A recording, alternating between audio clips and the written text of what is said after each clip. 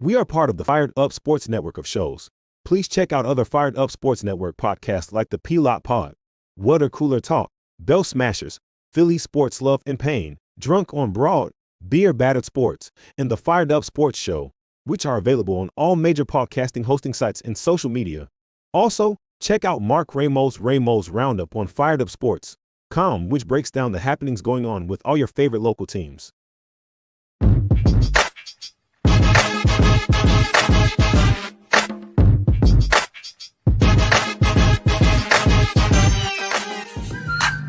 The Philadelphia Eagles are Super Bowl champions. E-A-T-L-E-S Eagles! Swinging a miss, struck him out. The Philadelphia Phillies are 2008 World Champions of Baseball. Ladies and gentlemen, the Flyers are going to win the Stanley Cup. The Flyers win the Stanley Cup for the lead. Yes! Iverson, wow, what a fake off Daniels as he broke his ankles and got all the way to the cup.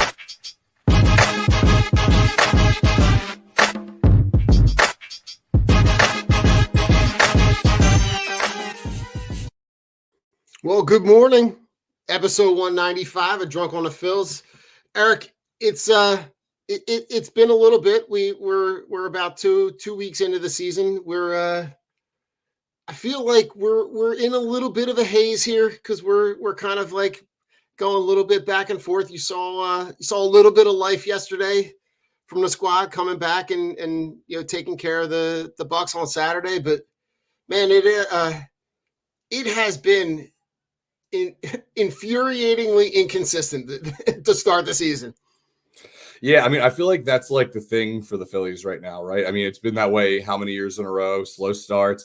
I will say, though, hovering around 500 is better than entering June, 4 or 5 games under 500. So, it's been inconsistent, but, I think there's definitely some positive takeaways. I think the offense has been the inconsistent part. I mean, the pitching has been phenomenal. Both bullpen and rotation. I mean, other than Nola's first game, the rotation has been stellar. And the bullpen really blew up a little bit on opening day, but other than that, those guys have been great. I mean, Strahm yesterday coming in, pitching and striking out 5 in a row. Like, we're just getting great things. And Kerkering coming back today.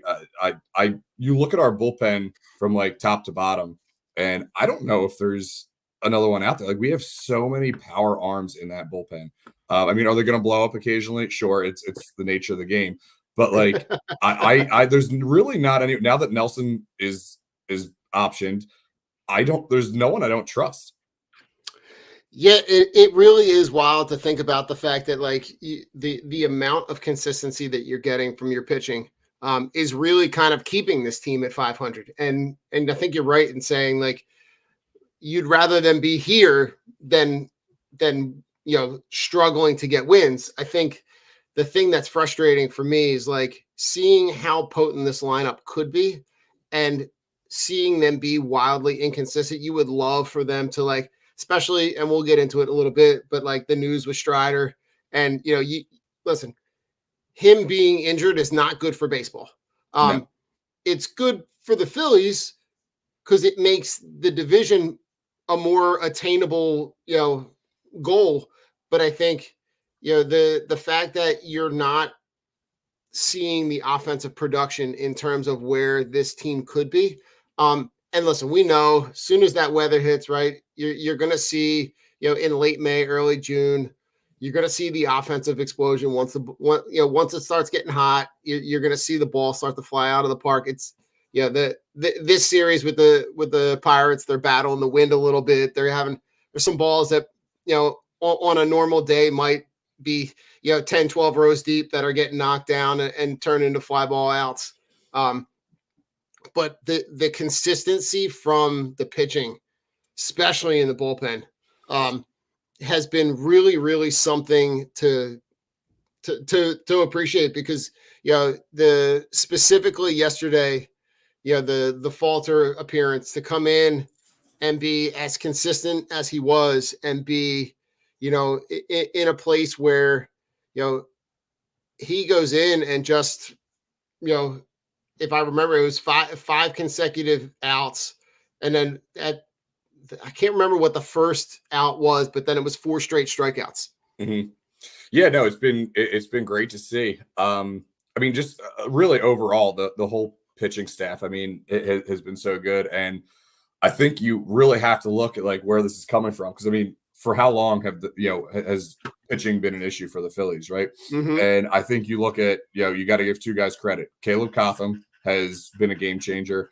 And Brian Kaplan, who's the assistant pitching coach, has been a game changer. I mean, both those guys have basically turned this pitching staff into, from a bullpen and starting rotation to, in the top 3 in Major League Baseball. So, I mean, the Phillies, their starting rotation lead the league the National League in, ERA, in WAR, in a couple other categories. The bullpen's not far behind.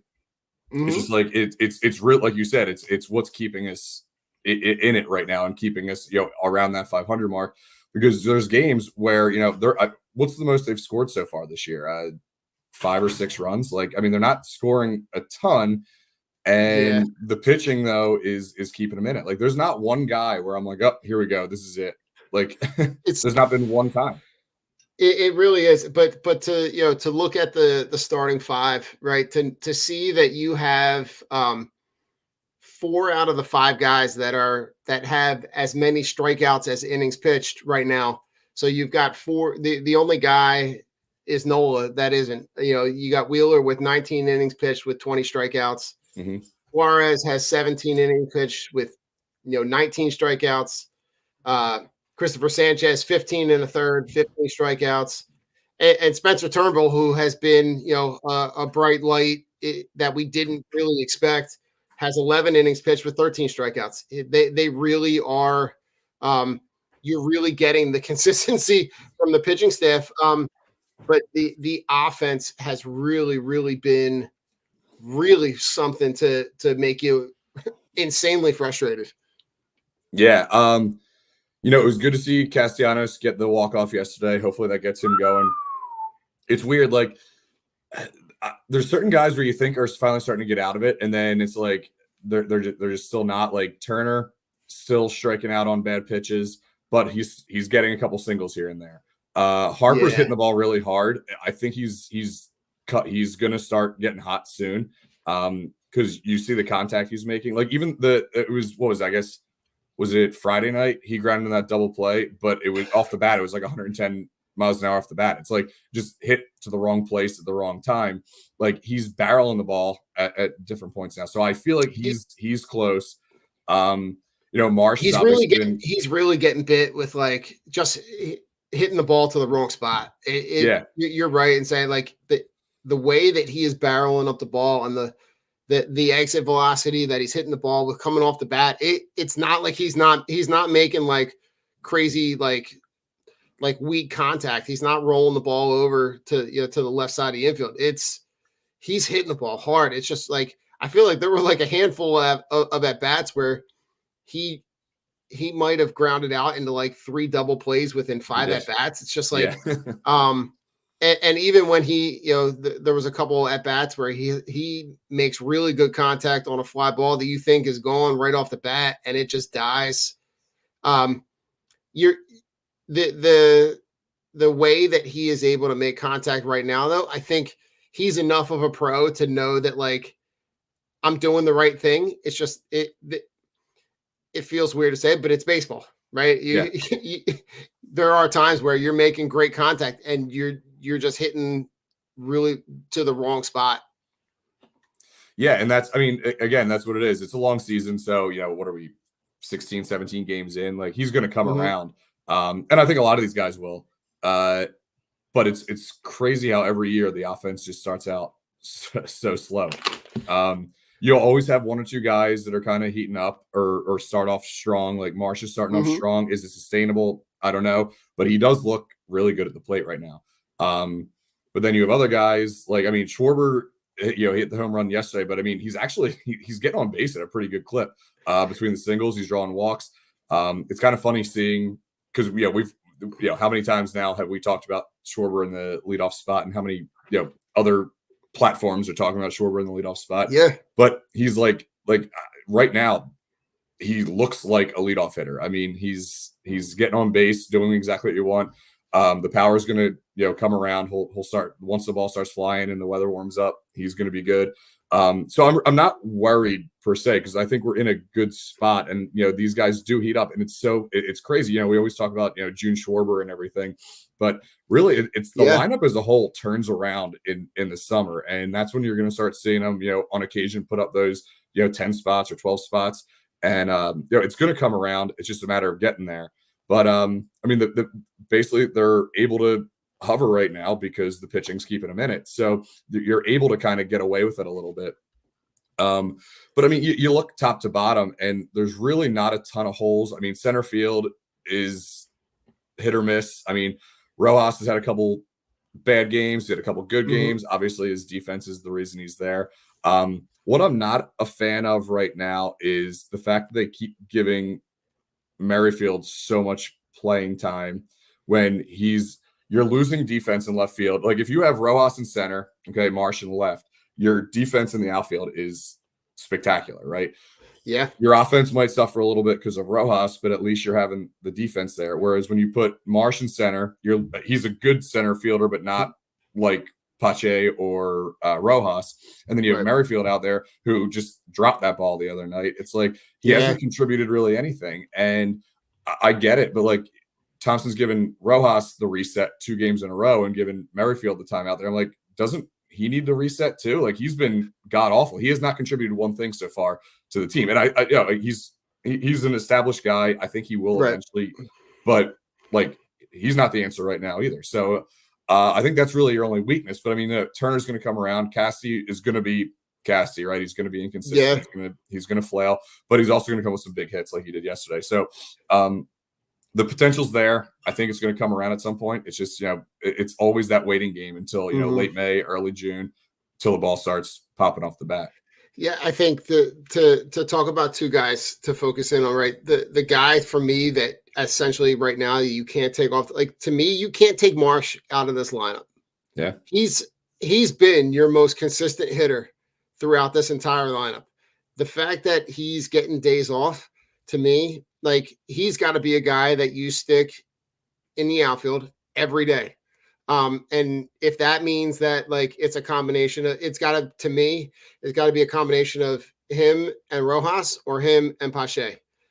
That to me is the way that you solve this problem. The only reason that Whit Merrifield gets in the game, right, is if you have at this point, a late game where a late game matchup where you want to go right for left and you want to take, one of those guys out, I think, because you want to get the vet bat in there.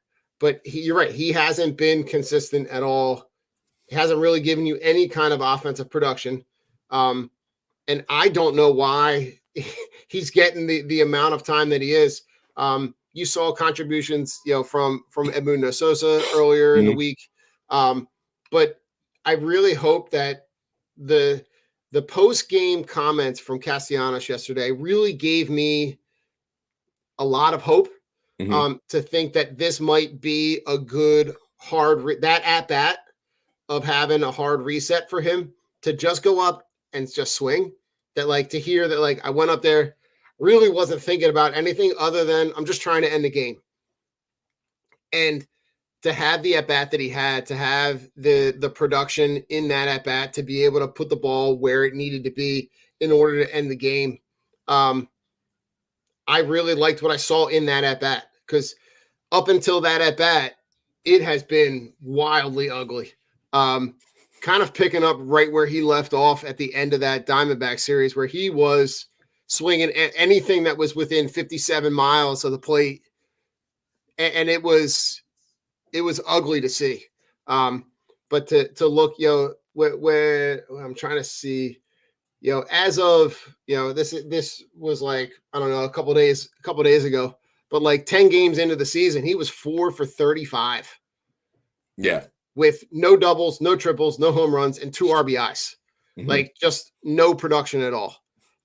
So I think him having that reset of being able to just go out there and just play, and knowing that he's in a lineup where he doesn't really have to be the guy, that he can just be a guy that goes up there and swings and contributes. That's the type of production that you need from him. You need him to go up there and just like crush balls 10 rows deep. The only way he's going to do that is if he's not pressing, because if he's pressing, man, he literally can't not swing at stuff. It's fascinating to see. It really is. He either has like the worst at bat of all time, or a solid like put together one like the walk off yesterday. But yeah, going back to his post game interview yesterday, I was listening on the radio on the way home, and he is like he sounded just like it was probably the most positive and upbeat, because like Castellanos is always an interesting interview. Yeah. It's always like, I can't tell if he hates everything or like he I don't know what he's always talking about sometimes. But I mean, he just sounded elated after the game yesterday, and it was probably like the most positive and upbeat I've ever heard him speak. And I mean, for the season he's had so far, it's kind of good to see, because I think with him, like he is kind of a moody dude, where it's like if he's not playing well, like it almost seems like he like carries that, right? And I think hopefully, seeing that, hopefully, hitting one well yesterday and getting some of that confidence back will help him a little bit. But yeah, I mean, and it's really like you said, at the end of the Diamondback series, it's from top to bottom in the lineup. It's not even just him; it's the free swinging, and that's something I think a lot of these guys are working on their approach. And I don't know if it always, like, some of these guys are just free swingers, right? And you just kind of have to deal with it and let them go about their business and do it the right way. So I don't know, maybe he's trying to adjust and like overcome. I mean, he's still swinging at a lot of stuff outside of the zone, but I don't know if it's one of those things where it's just like, hey, you just let Nick be Nick and just see what happens. I mean, because we saw what he could do last year. I mean, if he's hot, he's hot. Like he can really he can carry the lineup for a little bit. He does have that type of bat, but it's that low away slider, right? Where it's like, I don't know why every team just doesn't do that every single at bat, because I think he could literally have 500 at bats and strike out in 498 of them if they did that. Like, I mean, if it were me, I would literally throw him nothing even remotely close to the plate, and see if he just has the ability to be able to not swing. Because you could throw balls low and outside to him, and at some point he's going to see something that's appetizing to him and swing. It really is, I was really hoping coming into the season that that's something that we wouldn't see. He kind of really just picked up right where he left off, where, the bad habits. And it's weird because like, I don't feel like we saw a lot of that in spring training, which I was like, oh, okay, we're not seeing nearly as much of that. Let's maybe hope that that's something that happens throughout the season. But to see the inconsistency, you just hope that throughout the course of the season that's something that gets corrected. But you're right, to see him as relaxed as he was in those first get, to basically see him and hear him say like that he needed it. He needed it at a bat like that, where he just went up relaxed. You just saw the whole demeanor of his body language just changed, because he's like, I just need. And sometimes, listen, in life, you just need that hard reset, and you need to just go do something and not think about all the technical pieces of it. But it's just really, really good. What are your thoughts on the way that Rob Thompson is constructing this lineup day to day? I actually, other than the putting Merrifield out there too much and maybe not enough Christian Pache, I actually kind of like some of the adjustments he's made. I mean, your top three guys have been the same the entire time, basically.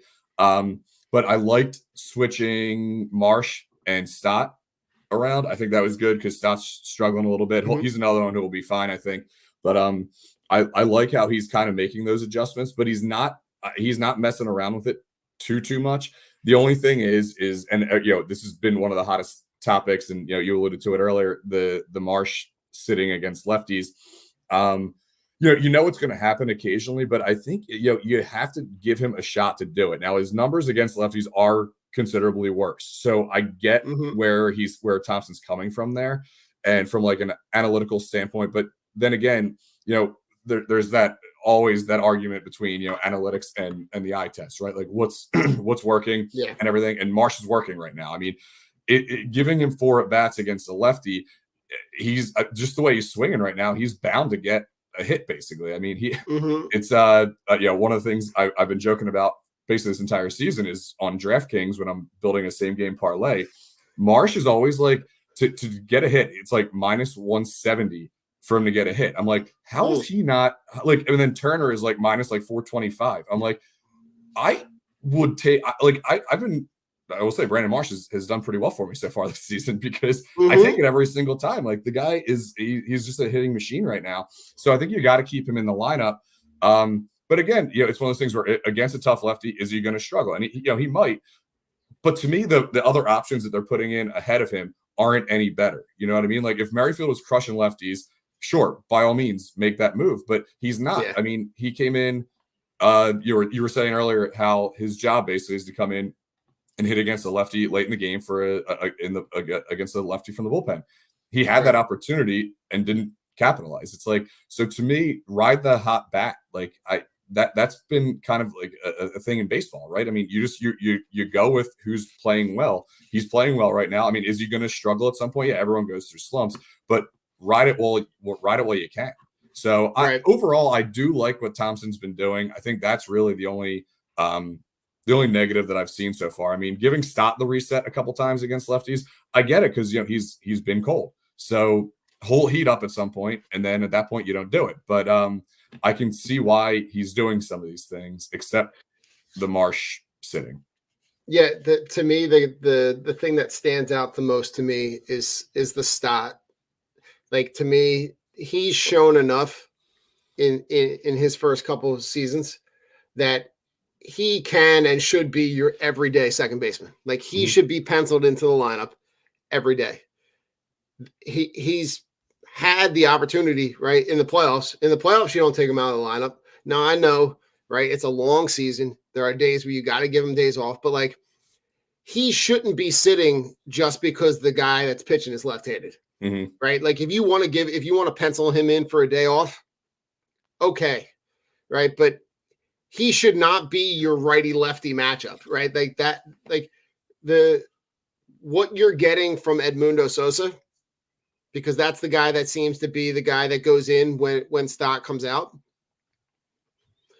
If I got to say the production that I'm going to get from Sosa as a right-handed bat versus what I might get from Stott defensively and offensively as a left-handed bat going against the left-handed pitcher,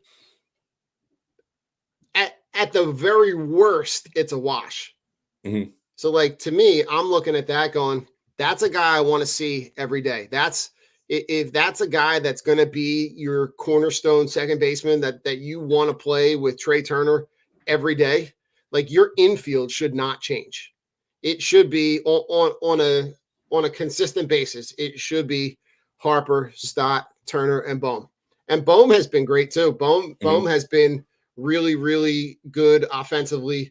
And to see where he's been able to come defensively, considering a couple years ago when, man, he could butcher balls with the best of them, to see how much better he is and to see how much like the mistakes don't necessarily dramatically affect him the way that they used to.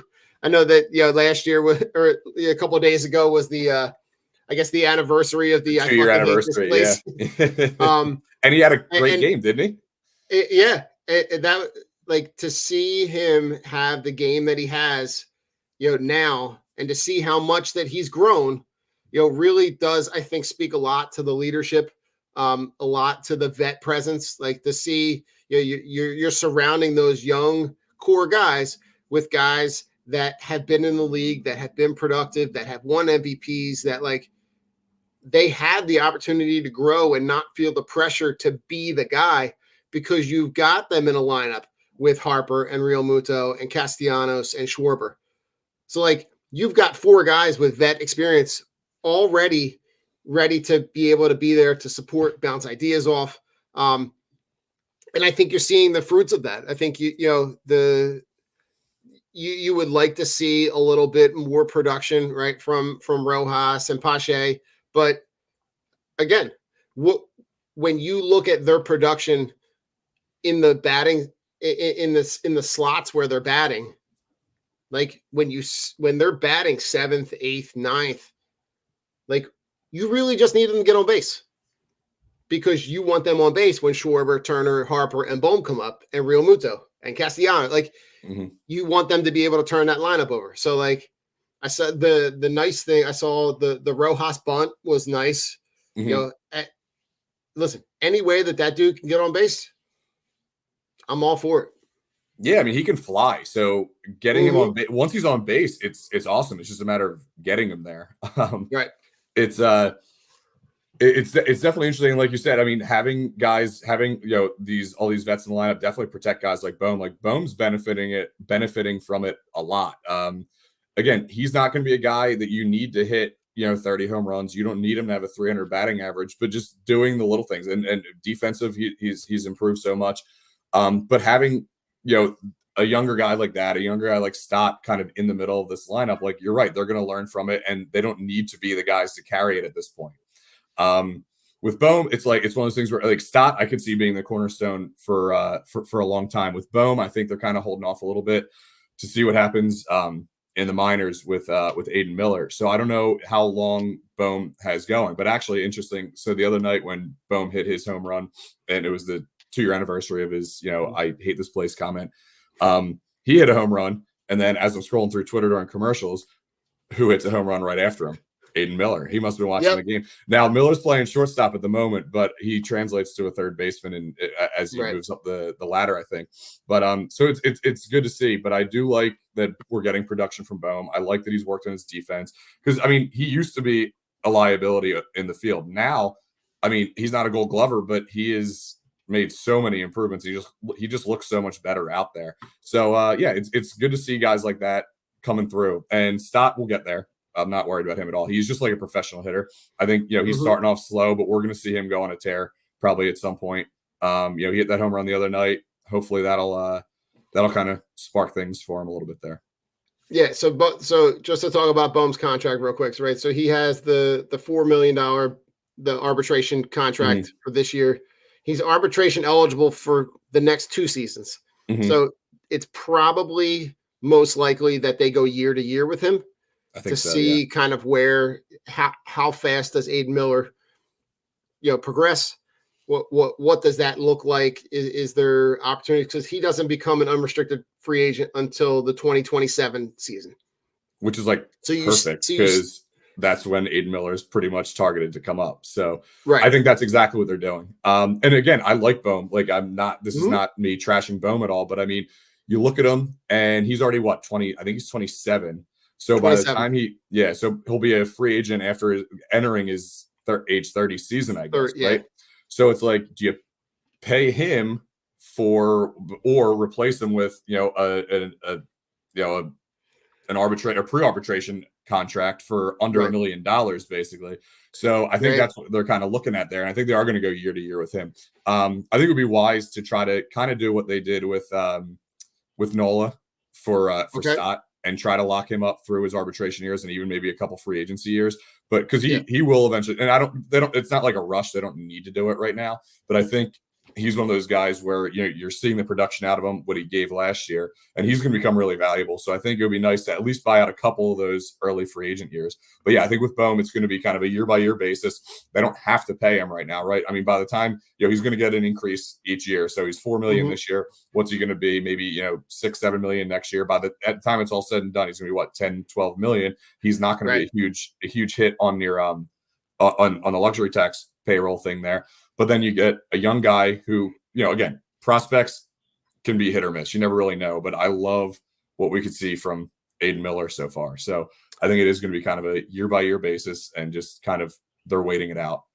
Yeah, you could see something similar to the way that kind of stuff played out towards the end of Hoskins, you know, tenure, right? You see a guy that is older, not old, but like you have a way to replace him internally. You know, they handled it with the fluctuation in positions with guys that they already had on their roster. This is a little bit different, right? Because you're talking about replacing a guy from your farm system.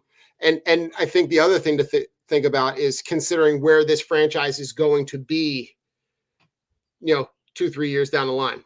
If they're a contender and they're battling year to year to be involved in that World Series conversation, it is bringing up a guy, unless he comes in and is like wildly offensively productive, is that how you want to handle that position? So it should be interesting. But it is kind of cool to see how they were able to, be able to acquire him at the spot that they did, considering how offensively talented he can be. Yeah. I mean, the only reason he dropped that far was because he missed his senior year with the broken hand. So right. Which is not like a recurring injury, right? It's not right. Like it's a freak injury. Yeah. And I love the potential there. But the thing is, our farm system keeps getting rated toward the back of the pack. But the problem is because a lot of the guys just aren't ready yet, right? Like they're still 2-3 years away. So like our farm system doesn't look like it's going to make any major impacts anytime real soon. You have Abel and Painter who are going to probably make impacts. Abel maybe later this year, Painter probably definitely next year. But then other than that, like offensively, you look at guys and we have some offensive talent in the system, but just not ready to come up, not ready to be called up yet. So that's why it keeps getting rated out kind of low. But I do like what we're seeing down in Clearwater. They've had, but obviously being that far down, you got at least 3 years. So some of these guys could probably make an impact. Right. Like, do you think like, just to stay on the prospect thing for a little bit, do you think, what do you think in terms of Griff McGarry and his prospects? Cause it for him to be as impressive as he's been in AAA, is that I'm sure that at some point they'll have some roster flexibility to be able to bring him up. Is that something that you're looking for this year? I mean, I think so. He has the stuff. It looks like they're kind of transitioning him into that reliever type role now. Yeah, which is I think good for him because he has nasty stuff, and by letting him just go for an inning and letting him off the leash rather than him trying to hone that in over the course of 5 or 6 innings, I think makes a big difference for his command, because that's really what kills him. I mean, he has electric stuff, but just has no idea where it's going, which seems to be a thing with a lot of Phillies prospects. Like they're drafting arms that are just electric, but the problem is control. Painter's really the only guy that you don't see that with. Abel had that issue, and he still can struggle with that issue. I don't know if you saw another guy from Clearwater, George Klassen, last week. Oh, I saw something. I know so I was doing a little bit more digging on him this morning, and he had 2 starts, 5 innings each, so 10 total innings. He has 17 strikeouts. His fastball averages 98, and he consistently, hits triple digits with it. He's absolutely electric. I was reading his scouting grades and everything this morning, and his fastball is like a 70, which is like insane. And then he has 2 breaking pitches that are over 50, so obviously above average. But the other thing, then what's the issue with him? Well, his senior year in college, he walked like 7 batters per 9. So again, he has electric stuff, but it's just like honing in that stuff and just like command. Because I really like pitching is one of my favorite things to watch. Like I love Pitching Ninja. I don't know if you follow him on Twitter, Rob Friedman. He always posts like the dirtiest like pitches of the day and everything, and it's one of my favorite things to watch all the time. So I love like watching these prospects and everything. And that's what I get most excited about is the pitching stuff coming up. But it's like they have a lot of these guys, and McGarry can be one of those guys, I think, who if he can show it in AAA this year, then I think there's a chance we could see him, because bullpens fluctuate so much, right? You have between injuries or just overusage or things like that. I could see him at some point being a call up. I don't know if they trust him in like big spots or anything, but I could see him maybe making his debut this year. Yeah. Nice. I like that. Well, listen. Anything? We got a couple of little fun MLB topics. Anything else Phillies related? Like they're gonna. So you're gonna see Zach Wheeler down at the bank today. Hopefully, try to get his first win. I Yeah. can't. I Give him can't some run believe that support. he's pitched as well as he has, and is still struggling to get that first win. But what are you looking to get out of the series today? Because you've already taken 2 out of 3. Right, you're going to see the 4th game. Yeah, how important it is for them to close out this series with a win going into the week. It's huge. One thing that we looked at preseason was how easy. Nothing's easy, but how easy it should be for April, right? Like we have some bad teams that we're playing in April, so you have to win almost every single series. They did beat. They took the series from the Nats. They took the series from the Cardinals. It's huge to take the one from the Pirates. The Pirates have been playing way better than I think anyone anticipated them to be playing. Mm-hmm. But I mean, overall, like you look at the rosters, and we are a superior team. You just got to win series. I mean, they dropped the one. A 4-game sweep is really tough to get, but you got to win 3 here today. I think today is it's a huge game going into the week with a couple other subpar opponents on the horizon here. Yeah, listen, I think the Pirates are a team on the come, right? You've got a lot of exciting young players, right? You're going to see, the guys that you see, especially in their infield, right? When you look at the left side with O'Neal Cruz and Ke'Bryan Hayes, I think they've got a lot of young prospects, just not necessarily on the level of talent that you would expect them to be competitive. They're playing in the Central though, so and that division, is kind of there for the taking because you're looking at not a ton of talent in that division. But I like watching the young kids play, right? So seeing O'Neal Cruz play, I'm excited to be able to say the kids and I are going to head down today. So seeing those guys in person, seeing a guy that size, that athletic, the other. Was it yesterday? He took a ball opposite field, drove it about 10 rows deep. So they really need to. I think the idea, the wins have kind of set that, or the losses have kind of given people a bad taste in their mouth. But like if they win today, that'll be 3 consecutive series wins, which I think is a really good way to build momentum going into the end of April. Just keep stacking series wins, and I think over the course of the season. That'll definitely, it'll definitely be it'll end up being on the positive end, which is kind of where you want this team to be. Yep, exactly. All right, Eric. Now to some not fun topics. The umpiring in Major League Baseball has been horrible, to be kind. I was really, really, really hesitant about robotic umps. Every day that a human being steps into the batter's box and calls balls and strikes just gives me more and more credence to want to move in that direction, just for the simple fact of consistency.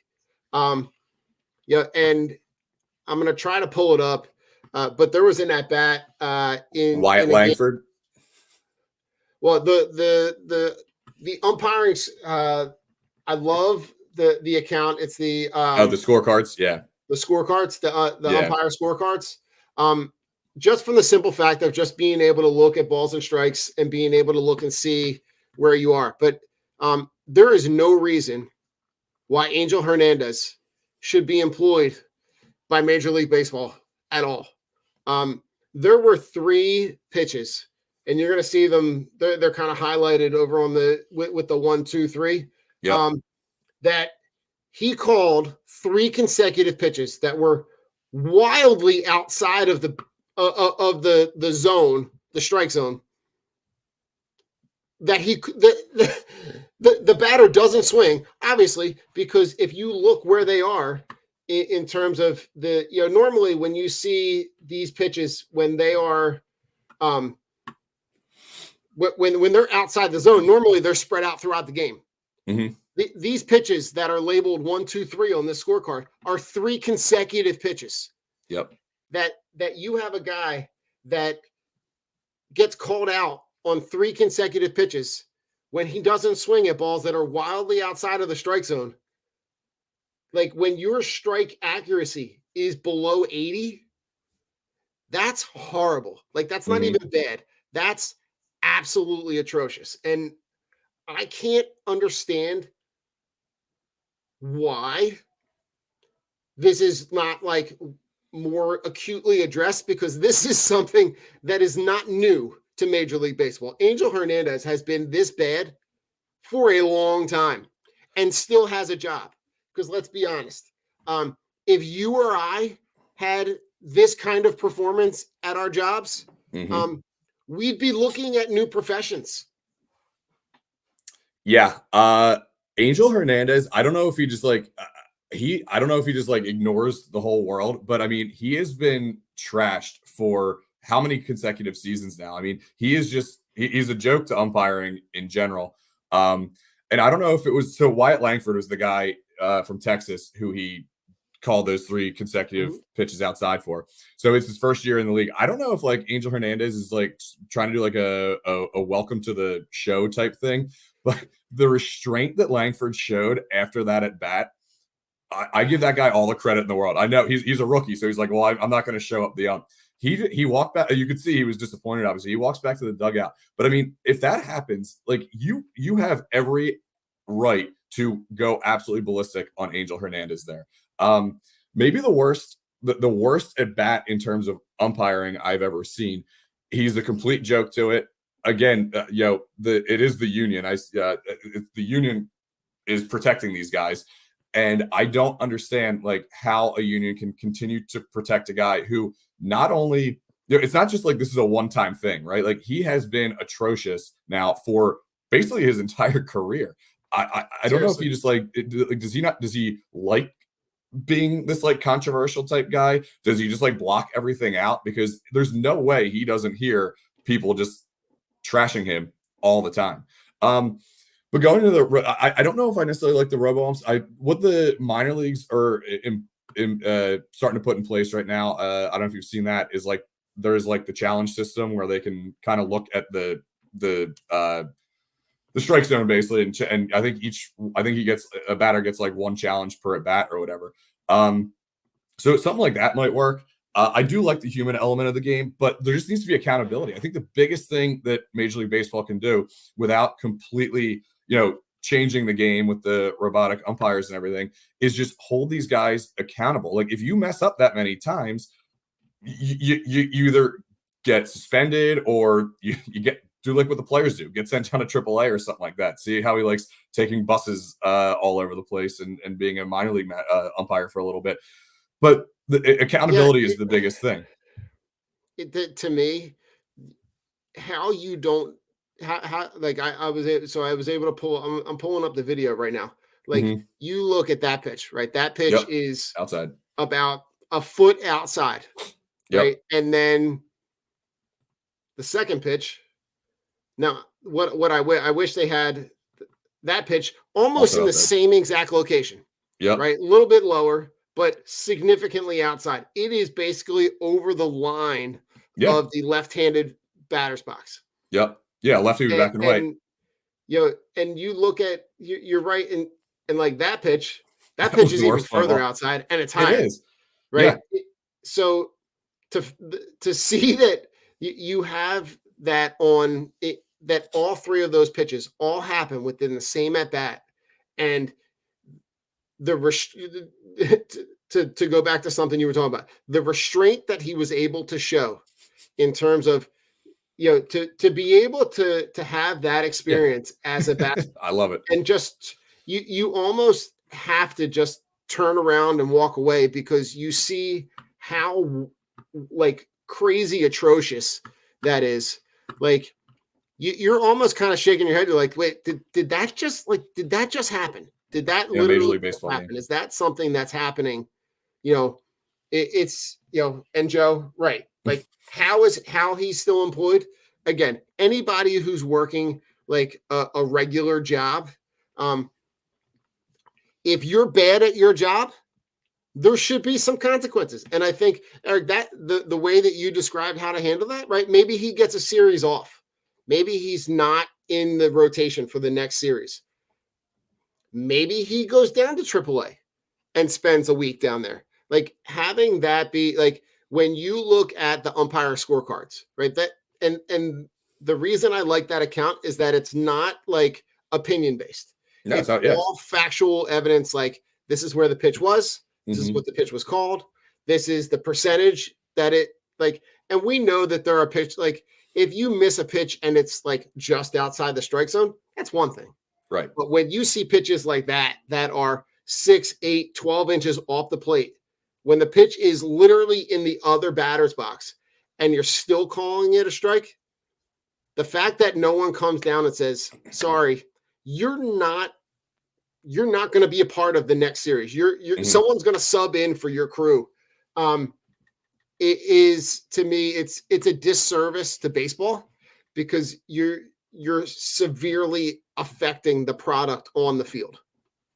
Yeah, I mean, we've seen the ump show now for how many years? I mean, it used to be Joe West kind of leading the show, but Angel Hernandez is now like the most hated. I mean, even players, like you hear players talk about him. I mean, it's just like how in the he's respected by no one. Everyone knows he sucks. So I don't understand how there's not any sort of way to punish these guys. And again, punish maybe is a harsh word, but like again, accountability is the word. Yeah, exactly. Right. Here's another at bat in a different game in a Yankees Blue Jays game where you're going to see a pitch that goes directly down the middle. Could not be more of a strike, and it's a non-call. It's a ball. Yeah. Like if it's that much of a problem, where the balls are strikes, the strikes are balls. The only thing I could say is, as a player, the only thing you want to know is consistency. Mm-hmm. If you're going to call a pitch, call a pitch. If it's going to be a strike, make it be a strike all day long. Right. But when you see pitches that are balls on one at bat, strikes on another at bat, when they're inside, outside, up, down, right? As a player, you have to be in a sport like baseball. You have to be able to know what to swing at and what not to swing at. Yeah. It's crazy. There are a couple of different really cool accounts to be able to kind of follow along, and it's not the ones that I do follow are not like a gotcha ones. They're more factual based. So like, yep. And now that technology is what it is. There's significantly more information out there. Mm-hmm. So like it's not that I don't think these things were happening. They were happening. It's just we didn't have the technology to be aware of it on a day-to-day basis. These umpire scorecards come out the night after, like the night of the game. Mm-hmm. So you have the ability to be able to like calculate that information and digest it. But it really does, I think, from an accountability standpoint, if it were enforced, it would give the opportunity for the game to be better. Yeah, absolutely. And like you said, it's with any job, right? If you are not performing to the standards that you're held to, there's some sort of consequence. And it seems that the only job in the entire world maybe two, meteorologists and Major League Baseball umpires are the only two where now meteorologists, what you're dealing with is way more unpredictable. If you can't see, if you can't see a strike zone when you're 2 feet behind it, then maybe it's time you pick a different career. Mm-hmm. Yeah, I mean, yeah. I'm just gonna. I'm sorry. I'm just like I'm on this kick real quick. So like when I pull up, so this is Chris Guccione, right? And I want you to look at, and I wish I had these kind of side by side to look at, how wildly different they are. But when you look at where his missed calls are, look at how close to the strike zone they are. That's acceptable. Yes. That's acceptable. I get that. Yeah. Like when you talk about where look at the accuracy percentages, right? When you talk about the accuracy percentages in the 98, 92%, I'll live with that That I'll live with. But when your strike accuracy is 78%, that's not acceptable. That's not acceptable for any profession. Let alone one where you have guys that are making millions of dollars and their salaries depend on your accuracy of being able to call balls and strikes. Yeah, I mean, when an ump affects the game, that's when something needs to be looked at. One ump that I'll never, and I will remember this forever, Scott Barry. I don't even remember, but I forget what it was. It was either 2009 or 2010. He ejects Ryan Howard in like a huge situation on a ball. It was his first year as an umpire. And every time I see that dude, I still absolutely hate Scott Barry with every fiber of my being, all going back to that one at bat. Like when they affect the outcome of a game because they have this, inflated ego, that's when, you start with you basically, I don't want to know an ump's name. It's like, kids in school, right? If I haven't taught you and I know your name, there's probably a reason for it, right? Right. It's same thing with an umpire. I don't need to know your name. I don't care who you are. You're there to do a job to make sure that the game is being played the right way and the calls are being right on the field. If I know your name, that's problematic. True. All right. Last topic for today. The review on the City Connect makes the debut on Friday. What are your first impressions? What are your thoughts seeing them now in a game? The jersey color combination I like. The hat is my favorite part. It's definitely one that I'm going to be on the lookout when I'm down there at the stadium today to try to add to the repertoire of hats that I don't need, but have to have. The one thing that's bothering me is the script. The script and the number on the back. Apparently, I heard in the broadcast this was a font that wasn't in Nike's catalog, that they had someone create the font. For me, it doesn't have any kind of callback to the city itself. I love the idea of Philly. I love the campaign of unapologetically Philly, the video that they put out about, it's Philly, not Philadelphia. It really kind of speaks to the city. But like, I feel like you could have done like an old English Declaration of Independence kind of script that might have created another connection back. But like, there's parts of the jersey that are connected back to the city, but you have to explain it. And I feel like if you have to explain it, it's kind of like a joke that kind of goes bad because you have to explain the joke. Yeah. Yeah. And I think that's the thing. I mean, when they put all the stuff out and, if even people from Philly don't get all the parts of it, right? So it's like the rest of the league definitely has no idea what's going on. Right. So, I mean, I get what they're trying to do there. Now when the leaks came out originally, I'm like, this is disgusting. And I was preparing for the worst, right? Like every time Nike or Fanatics comes out with something, it's always just terrible. But it's a little bit better than I was expecting. You're right. The hat is awesome. I will definitely be purchasing one of those, much to my wife's dismay. Adding another Phillies hat to the collection. I don't have enough. Listen, Aaron, this is just what we do. This is what we like. I tell my wife all the time. I'm like, this is just what I spend money on. I spend money on a lot of sports stuff that I really don't need. The phrase I always use is like, I really don't need it, but I also have to have it. Yeah, exactly. I mean, the hat's awesome. The batting helmets are awesome. The matte black is nice. Yeah, that's really cool. The biggest thing that I don't like actually is the black pants. I wish they went with like a lighter color pants. I'm not a big fan of the black pants really. Okay. But and you're right, the font and script on the uniforms is not great. But overall, I was expecting worse. I'll take this. Again, I guess it could have been worse. It's going to take some getting used to, just because it's like, someone was saying this where it's like, Philly is kind of like, we've been around since 1883, right? Like we're an old franchise. we have kind of the traditional type uniforms and everything. And then this one Mhm. is just like, yeah, it's loud. And that's what it's supposed to be, I guess. Right. That's what Nike's going for here. It's supposed to be like a loud, kind of obnoxious uniform. And it is. But yeah, it's like, yeah, I don't like the pants. The pants are, I don't like the pants. But I do, the hats are awesome. And I'm going down next Saturday. And Nice. I can almost guarantee I'll be coming home with one of those. Now, listen, they're going to wear it 12 times throughout Yep. the season, right? They're going to wear it for home Friday Yeah. games. To me, I don't know that this is obviously one that's going to stick for a little bit, obviously, because Nike's got the investment in these City Connect jerseys for MLB. The only way to me that this jersey ends up as like a one that sticks around is if something iconic happens while they're wearing on a Friday night at home. Yep.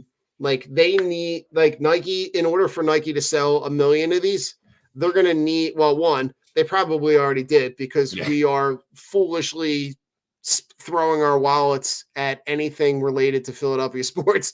Yeah, there's a lot of people much like to our us significant out others, yeah. right? Disappointment, but they really do need. I thought about this the other day. Like they need something iconic to happen. Like I don't know if like the World Series ends on a Friday night at home and they win the World Series wearing these.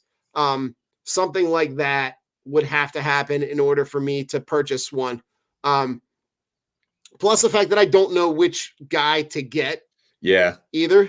I'm like, I already have, so I have like the jerseys of guys that I have right now. Like I have the Harper powder blue, I have the Harper gray, I got the Utley and the Ashburn pinstripe one. Like I've got the Mike Schmidt powder blue. Like so I'm like, I don't know who to really get.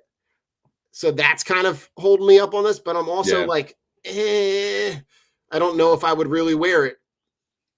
Yeah, no, I'm the same way. Now, I did see there's a lot of other gear that is targeted toward the City Connects, which are actually kind of cool. Like there's a couple t-shirts or and like long sleeve shirts and hoodies that I saw that are nice, and I do like those. So I could see myself with that. Yeah, I don't think I'd be buying a City Connect jersey necessarily. The hat, yes. The hat, yes. Probably. I could see maybe a hoodie. Yeah, there's hoodie, long sleeve t-shirt, kind of. Yes. But yeah, the jersey. I really wish that it was kind of that. It again. It was the intentions were to get people talking about it because it was loud. Yes. And here we are talking about it, right? Yep. So mission accomplished. Yeah. But again, it is what it is. It's a jersey. They're gonna wear it. I don't know what else they would have done. They had to go something like if you look around at the City Connect ones, they're all drastically different. Like you look at the ones in DC, right? Those they're gray cool. with the cherry blossom, which is very, very different. So it is what it is. Not too worried about it. Like you said, we're wearing them 12 times. I mean, I think by the third time they wear them, no one's gonna care anymore. It is what it is. Right. Like, you can't change it. So not at all. Just accept it. Not at all. Final thoughts on our way out, Eric?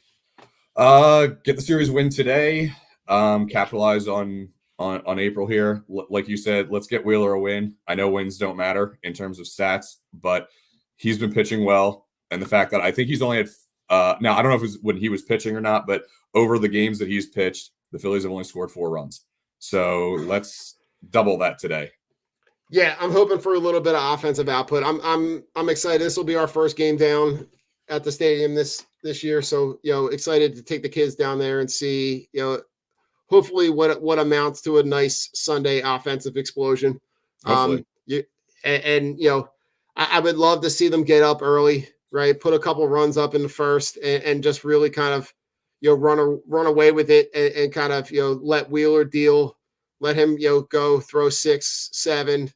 He's been really efficient in terms of, pitch count.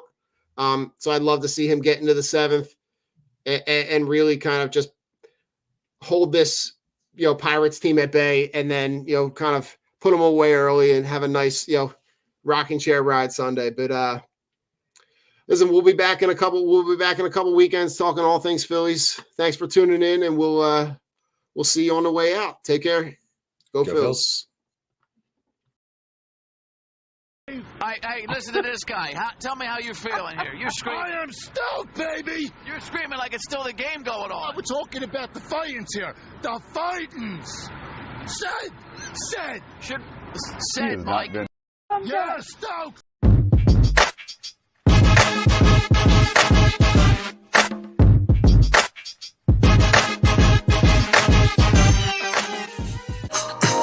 Swing